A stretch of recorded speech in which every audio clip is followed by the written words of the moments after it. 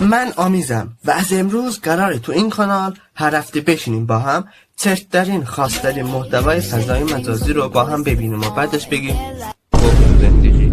ولی به نظرت بعد از دیدن ویدیوهای من این حرفا میزنی؟ فکر نکن. ببین من نه روانشناسم، نه بدنسازم، نه اینفلوئنسرم، من حتی آدمم نیستم. من همونیم که وقتی داری یه ویدیو چرت میبینی تو سرت ما میگم بشین تا آخر اون ویدیو رو ببین. میدونی چرته ها ولی تا آخر اونو میبینی.